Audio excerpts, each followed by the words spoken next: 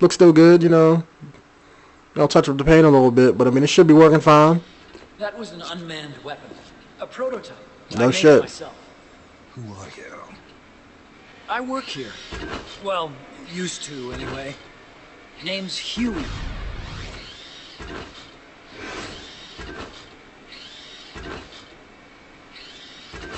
And who might you be? You don't look like one of those mercenaries. Me. I'm an entomologist. Fighting entomologist? Yeah, I specialize in butterflies. I'm here to catch Ulysses. Ulysses? Huh.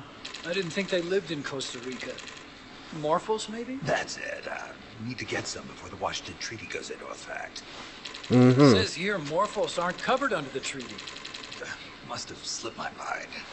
You sure you're feeling all right? Anyway, long story short, the butterfly got away. So how about it, Doc? Did you make that big butterfly too? Yes. And no. What was that thing? What are they doing here? Huh. Something tells me you're no ordinary entomologist.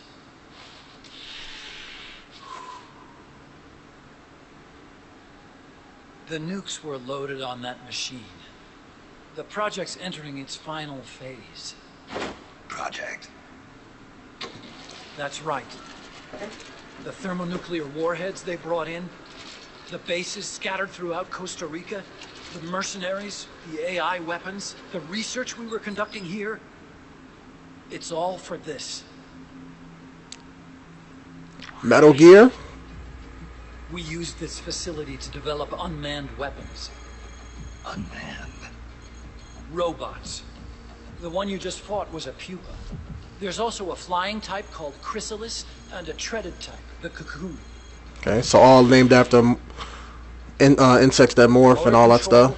Or target detection, metamorphosis states. attack, capture, and transport functions are all controlled by an electronic brain. There's no need for a human pilot. They can only follow simple commands, though. Why build them here? For the CIA. They invited me here a year ago. That's who that guy was. CIA's station chief for Central America. Goes by the name of Hot Coldman. Apparently he was some sort of hero back at the height of the Cold War. He's the one running the show. We called it the Peacewalker Project. Peacewalker? They're going to deploy a new type of nuclear weapon along the Caribbean coast of Latin America. A mobile, unmanned nuclear platform. Unmanned nuclear platform? A fail-deadly system that can automatically move into position and launch a retaliatory nuclear strike. It can move on its own, and stealth shields it from radar and satellite detection, drastically reducing the risk of it being destroyed in a preemptive strike. And this is the new deterrent? Supposed to be. The problem is the locomotion system. There's no dry season in the Caribbean. It rains all year round. The terrain is full of tropical rainforest. A lot of the time you can't even build a proper road. So I went back to where it all started. What's that? Legs. Walking power. A mobile launcher carrying a thermonuclear warhead even more powerful than the Soviet RDS-220s. That's Peacewalker. Chico's Pacifico. We did the assembly and field testing here. A walking nuke. I sort of borrowed the original idea from behind the Iron Curtain. The missing link between infantry and artillery. Metal Gear. Metal Gear. But they So that's where the name came from. dozens of them. Coldman needs funding for that. And to get it, he's planning a test, which will also serve as a demonstration for the folks back at Langley. Wait, he's launching a nuke to prove that his perfect deterrent works? In his words, to prove that if someone attacks us, we will strike back. Put simply, nuclear deterrence is the idea of using nukes to keep nukes in check. If one side launches nuclear weapons, the other is sure to launch theirs in retaliation, which makes launching an act of suicide. In the end, neither side can use its nukes. It's thanks to this doctrine that the world's two superpowers have avoided all-out confrontation. Nuclear deterrence has brought us peace. At the very least, it's prevented another world war from breaking out. But the theory of nuclear deterrence exists only on paper. In reality, there's no guarantee that either side would follow through with retaliation. There's the chance that a preemptive strike could destroy all the missile bases, render them unable to retaliate. But the biggest flaw in the theory is that the decision to retaliate has to be made by human beings. Let me give you a real-world example. Let's say Country X launches first against Country Y.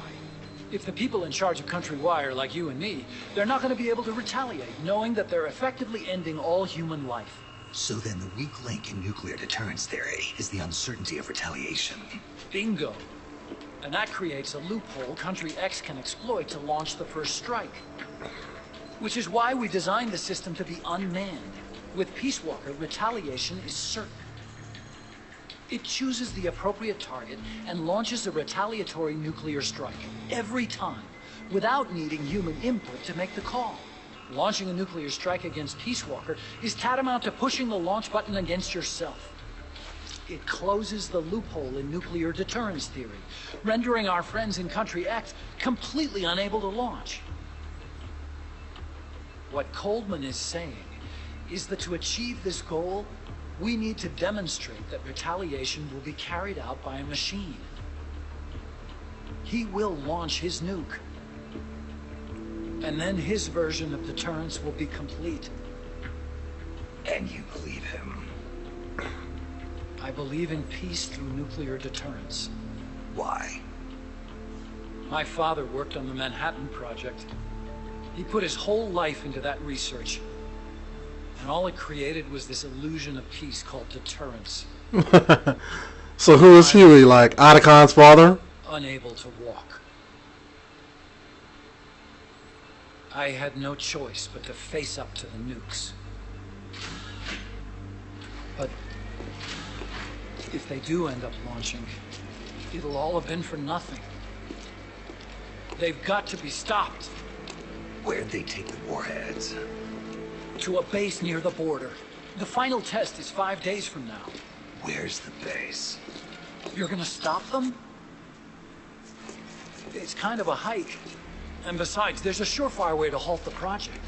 You see, Peacewalker isn't quite finished yet. What do you mean? It's missing one last critical structural component. The AI.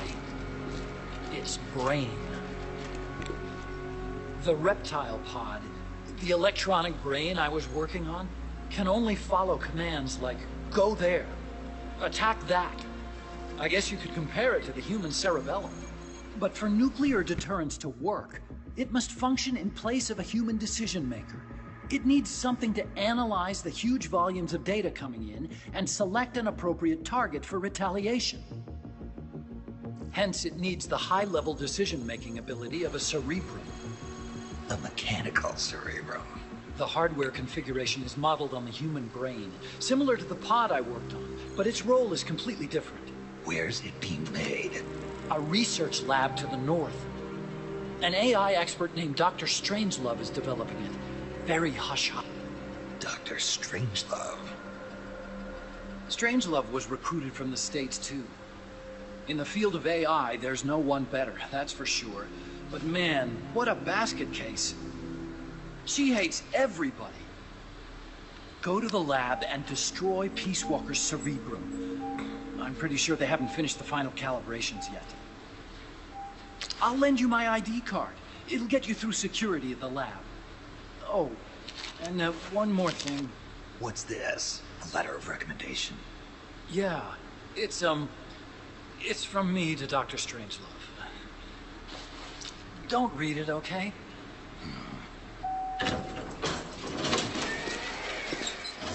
So what will you do now? I'm done with science. At this rate, I'm probably already halfway to hell anyway. Not so fast. Why not join us? Our place is outer heaven. You'd fit right in. Outer heaven? Yeah. I'm probably better suited to something like that than this paradise. Good. You get a free balloon trip for signing up. Try it. You'll feel like a butterfly. Free balloon trip. You're an agent, right? Who do you work for? Me?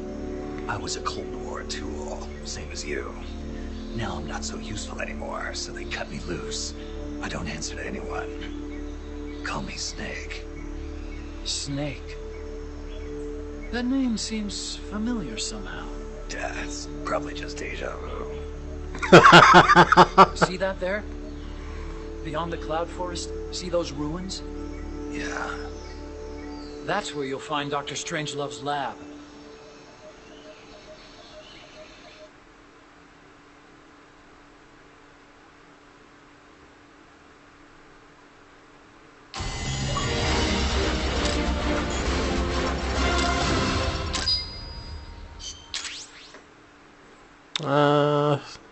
Supply marker throne, rank 2. Okay, cool. Chaff grenades. We'll definitely be using them. Night vision goggles. Will not be using those. Snake, the doctor's safe here with us. Huey, how are you feeling? Never better. This is quite the pad you've got here, boss. I'm impressed. Call me Snake. Whatever you say. Like it or not, everyone here calls you boss. By the way, if you're at all interested in improving your tech, by all means assign me to the R&D section. Damn right. I'm pretty sure I'll be of some use. Once we have the necessary materials and blueprints, we can start work on that bipedal mech. I appreciate that, but are you sure you're okay with having your work used for war? I'll be using it to keep past mistakes in check. If I can help thwart the Peacewalker project, I'm happy to do it. Deterrence theory, Huey style, huh? Anyway, if you need any intel on the enemy's weapons or electronic brains, contact me. I've been given my own frequency. Sounds good to me, Doc. I'll do that. Good. Whatever the means, you must put a stop to their plans. Alright. Alright, fellas. I'm probably going to end it here and render out these videos. Hey, boss. You mind if we powwow for a sec? Well, I would, but Miller, come on, Miller. Brand rations. Interrupted me and shit. No. With all the men we have now, it may be time we started sending some of them to other countries. You mean dispatching mercs? How else are we going to keep feeding the crew we have? I know. You're right. Okay. To deploy troops, select outer ops from the mother base menu. If it goes really well, we might even get new recruits, weapon design specs, or leads on new missions. We can deploy any vehicles or large-scale weapons in our arsenal as well. And if things don't go really well? Yeah, we could lose men. I won't try and force you. You're the one calling the shots here, boss. Alright. Before he, interrupted my ass. Anyway, I'm going to render out these videos to you guys because I know it's probably like 6 or 7 videos. And then after I get that started, I'm going to probably jump on some Dark Souls and start recording that. But I'm going to try to upload like 5 or 6 videos a day because I don't want to put out too many videos for you guys. I mean, I know a lot of you have been asking me to cut back on that. So I'm going to try to upload 5 or 6 videos every day. Like, I uploaded some videos of this already today. So I'm going to upload some Dark Souls tomorrow. Then these videos I'm recording now is going to upload the next day. I'm going to try to flip-flop days between the two, so I don't try to bog you guys down on videos. Now that I have that the partner scheduled uploader, I can set videos. I don't have to hold videos on my hard drive no more. So I'm just going to do that. That way I can upload them and just set them to come out whenever. You know what I'm saying? So it should make it go a whole lot easier. So if anybody's watching this, I thank you for watching. I really appreciate it. And look forward to more soon. I'll see you in the next video.